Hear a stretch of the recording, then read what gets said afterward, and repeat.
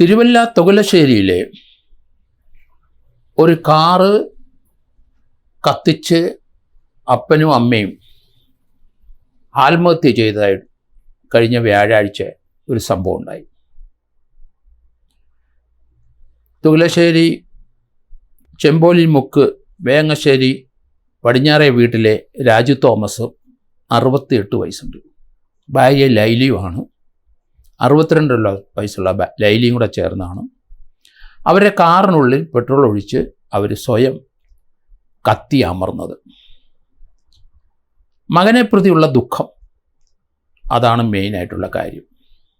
ഏക മകൻ, അയാൾ അഡിക്റ്റഡാണ്, ഭാര്യയുണ്ട്, ഒരു കുഞ്ഞു കൊച്ചുണ്ട്. വിദേശത്ത് ജോലി ഉണ്ടായിരുന്ന രാജു തോമസ് വിദേശത്തു നിന്ന് മടങ്ങി വന്ന് ഈ മകനെ കരുതി അവർ രണ്ടുപേരും ആ കുടുംബത്തിൽ കഴിയുകയായിരുന്നു. പക്ഷെ മകൻ ഡ്രഗ്സ് അടിക്കാൻ തുടങ്ങി. അവസാനം ഒരു കുഞ്ഞു കൊച്ചും ഭാര്യയും മാത്രം വീട്ടിൽ. മാതാപിതാക്കൾ ആത്മഹത്യ ചെയ്യാൻ തീരുമാനം എടുക്കുകയാണ്. അവർ മാനസികമായി തകർന്നു. മകനെ ഡി അഡിക്ഷൻ സെൻറ്ററിൽ അഡ്മിറ്റ് ചെയ്യാമെന്ന് പറഞ്ഞപ്പോൾ അവൻ അതിന് സമ്മതിക്കുകയും ചെയ്തു. ഡി അഡിക്ഷൻ സെൻറ്ററിൽ അഡ്മിറ്റഡ് ആണ്. ഈ ഡ്രഗ്സ് അടിച്ചു കഴിഞ്ഞാൽ പതുക്കെ ഭാര്യയെ ഉപദ്രവിക്കാൻ തുടങ്ങി, മാതാപിതാക്കളെ ഉപദ്രവിക്കാൻ തുടങ്ങി. അല്ലാത്ത സമയത്ത് അവൻ വളരെ നോർമലായ പയ്യനാണ്. അയാൾ BSc നഴ്സിംഗ് പാസ്സായി. അതിനുശേഷം അയാൾ വിവാഹം കഴിച്ചു. അപ്പനും അമ്മയ്ക്ക് ആവശ്യത്തിന് പണമുണ്ട്, സാമ്പത്തിക പ്രശ്നങ്ങളൊന്നുമില്ല. ഭാര്യ ഒരു കുഞ്ഞുമുണ്ട്. പക്ഷേ അപ്പനും അമ്മയും വിചാരിച്ച പോലെ കുടുംബം മുന്നോട്ട് പോകുന്നില്ല. ഒരാൾ അഡിക്റ്റായി കഴിയുമ്പം എല്ലാ വീടുകളിലും ഇത് തന്നെ അവസ്ഥ. അവർക്ക് ഇതിനൊരു രക്ഷപ്പെടാൻ മാർഗങ്ങളൊന്നും കണ്ടില്ല. രണ്ടുപേരും ആത്മഹത്യ ചെയ്യാൻ തീരുമാനമെടുത്തു. പ്രായമുള്ളവരാണ് രണ്ടുപേരും. 68 വയസ്സ് അദ്ദേഹത്തിനുണ്ട്. അവരവരുടെ കാറിൽ തിരുവല്ല വേളൂര് മുണ്ടകത്ത് പാടശേഖരത്തിനടുത്ത് ആ റോഡിൽ കൊണ്ടുപോയി വാഹനം നിർത്തി. അവർ ആ വാഹനത്തിൽ ഇരുന്ന് കത്തി അമർന്നു. അകത്ത് പെട്രോൾ ഒഴിച്ച് വാഹനം കത്തിച്ചു. ബെൽറ്റ് ഇട്ടിട്ടുണ്ടാവും. രണ്ടുപേരും രക്ഷപ്പെടാനുള്ള മാർഗം കണ്ടില്ല. അവിടുത്തെ പഞ്ചായത്തിലെ മെമ്പറും ആ റോഡിൽ കൂടെ പോയവരും ഒക്കെ ഇത് കണ്ടു. ഒരു വാഹനം കത്തി അമരുന്നത് കണ്ടു.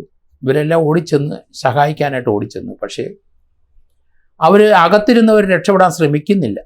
ആത്മഹത്യ തന്നെ. ഒരു ആത്മഹത്യാ കുറിപ്പ് മാതാപിതാക്കൾ വീട്ടിൽ എഴുതി വച്ചിട്ടുണ്ട്. അതിനകത്ത് ഞങ്ങൾ ജീവിതത്തോട് വിട പറയുന്നു, മകനെ പ്രതി. അവരുടെ പ്രതീക്ഷകളെല്ലാം അറ്റുപോയി. ഏക മകനുമാണ്, വേറെ മക്കളില്ല. അവനെ കൊണ്ട് കല്യാണം കഴിപ്പിച്ച് ഒരു കുഞ്ഞിക്കാല് കാണുകയും ചെയ്തു. പക്ഷേ വിധി അവരെ മുന്നോട്ട് കൊണ്ടുപോകാൻ അവർക്ക് സാധിക്കാതെ വന്നു. മുന്നോട്ട് വിധി അനുസരിച്ച് ഇനി ജീവിതം വേണ്ട എന്ന് തീരുമാനമെടുത്തു. കാരണം സ്വയക മകൻ, ഓമനിച്ചു വളർത്തിയ മകൻ അവരെ ഉപദ്രവിക്കാനും തുടങ്ങിയിരിക്കുന്നു. ആ പെൺകുട്ടി തീർച്ചയായിട്ടും അവിടെ വിട്ടുപോകും, കുഞ്ഞുമായിട്ട് പോകും. വേറെ നിവൃത്തിയില്ല. പല കുടുംബങ്ങളിലും നമുക്കറിയാം, ഏകമക്കളും ഇതുപോലെ ചില പ്രശ്നത്തെ ഇടപെട്ട് ആ കുടുംബത്തിന് വലിയ ശല്യമായി തീരും. 1, 2, 3 മക്കളുള്ള ചില വീടുകളിൽ ആ 2, 3 മക്കളും ഡ്രഗ്സ് അഡിക്ഷനും അല്ലെങ്കിൽ മദ്യപാനവും സ്ഥിരമായി, അല്ല ചീട്ടുകളി, മദ്യപാനവും, മറ്റ് പയ്യന്മാരുടെ ബൈക്കിൽ കറക്കും. അങ്ങനെ പല മക്കളും നമുക്കറിയാം ചെറുപ്രായത്തിൽ തന്നെ പല കൊലക്കേസിനകത്ത് ചെന്ന് പെട്ടുപോയിട്ടുണ്ട്. ജീവപര്യന്തം തടവിനും ശിക്ഷിച്ചിട്ടുണ്ട്. ആ മാതാപിതാക്കൾ എങ്ങനെയാണ് അവരുടെ ജീവിതം മുന്നോട്ട് കൊണ്ടുപോകുന്നത്? മാനസിക സംഘർഷം, സാമ്പത്തിക പ്രശ്നം, പൊതുജനങ്ങൾക്ക് മുമ്പിൽ നാണക്കേട്, മാനക്കേട്. നന്നായിട്ട് അധ്വാനിച്ച് ജീവിച്ചു വന്ന കുടുംബക്കാരാണ്, അല്ലെങ്കിൽ കുടുംബാംഗങ്ങളാണ്. പക്ഷേ മകനെ പ്രതി അല്ലെ മകളെ പ്രതി ദുഃഖിക്കുകയാണ്. ആ ദുഃഖത്തിന് പരിഹാരമില്ല. ഒരു സൊല്യൂഷൻ ഇല്ലാതെ വരുമ്പം അവർ ആത്മഹത്യയിലേക്ക് പോവുകയാണ്. ഇവിടെ രാജു തോമസിൻ്റെ ജീവിതം വളരെ കഷ്ടപ്പെട്ടതാണ്. ആവശ്യത്തിന് പണമുണ്ടായി, വിദേശത്ത് ജോലിയായി, അപ്പനും അമ്മയും വിദേശത്ത് ജോലിയായി സമയം ഏക കുഞ്ഞ് ജനിച്ചു. അവനെ വളർത്തി BSc നഴ്സിങ്ങിന് വിട്ടു. BSc നഴ്സിംഗ് പാസ്സായവരെല്ലാം വിദേശത്ത് പലരും പോകുന്നത് നമുക്കറിയാം. വീടിനെ സാമ്പത്തികമായ ബാധ്യതപ്പെടുത്തി 10, 30, 35 ലക്ഷം രൂപ ലോൺ എടുത്ത് പലരും വിദേശത്ത് പോയി. 1-2 വർഷമൊക്കെ മാതാപിതാക്കൾ പൈസ അയച്ചു കൊടുത്ത് പിന്നീട് അവനവൻ്റെ സ്വന്തം ഇഷ്ടത്തിന് പോകുന്നത് നമ്മൾ കാണുന്നു. ഇവർ നിരാശയിലും പല കുടുംബങ്ങളിലും മാതാപിതാക്കൾ ലോൺ അടയ്ക്കാൻ മേലാതെ വിഷമിക്കുന്നതും പല സന്ദർഭങ്ങളും നമ്മൾ ജീവിതത്തിൽ ഇവരുടെയൊക്കെ കാണുന്നു. മാനസിക സംഘർഷം കൂടുതലാണ്. വിദേശത്ത് പോകുന്ന മക്കളെ പ്രതി ദുഃഖിക്കുന്ന നരകിക്കുന്ന മാതാപിതാക്കളുമുണ്ട്. നമ്മുടെ കേരളത്തിലെ നമ്മുടെ കുടുംബാന്തരീക്ഷം ആകെ മാറി. നല്ലൊരു ശതമാനം വീടുകളിൽ മനസ്സമാധാനമില്ല, അരക്ഷിതാവസ്ഥയാണ്. ഭാര്യയും ഭർത്താവും കൂടെ ഒന്നിച്ച് മക്കളും കൂടെ ചേർന്ന് സൂയിസൈഡ് ചെയ്യുന്ന ധാരാളം സംഭവങ്ങൾ കേരളത്തിൽ ഉണ്ടായിക്കൊണ്ടിരിക്കുന്നു. ഇപ്പം അതിലെല്ലാത്തിനും ഉപരി കേരളത്തിലെ പൊതുവെ കാലാവസ്ഥാ വ്യതിയാനത്തിലെ പല വീടുകളും നിലം പൊത്തുന്നു. അവർക്ക് ജീവിക്കാൻ നിവൃത്തിയില്ല. ഒരു വീടുണ്ടാക്കാൻ കഴിയില്ല. വരുമാനമില്ല, സാമ്പത്തികമായ ദാരിദ്ര്യത്തിലോട്ട് തന്നെ പോകുന്നു. പക്ഷേ കേരളത്തിൻ്റെ ഈ അന്തരീക്ഷം, കുടുംബ അന്തരീക്ഷം തകർന്ന് തരിപ്പണമായി. നല്ലൊരു ശതമാനം വീട്ടിലും മനസ്സമാധാനമില്ല. മകനെ പ്രതി, മകളെ പ്രതി, ഭാര്യയെ പ്രതി, അല്ലെ അച്ഛനെ പ്രതി. മദ്യപാനമാണ് എല്ലാ വീടുകളിലും, മിക്കവാറുള്ള വീടിലെ ഏറ്റവും വലിയ ശത്രുവായിട്ട് കാണുന്നത്. നല്ലൊരു ശതമാനം മാതാപിതാക്കളും മക്കളും മദ്യപിക്കുന്നു. മക്കൾ പലരും ചെറുപ്രായത്തിലെ ഡ്രഗ്സിൻ്റെ അടിമകളായി മാറുന്നു. പല മക്കളും ഡ്രഗ്സ് കഴിച്ചിട്ട് അവർ സൂയിസൈഡ് ചെയ്യുന്നു. ആൺകുട്ടികളും പെൺകുട്ടികളും ഒരുപോലെ.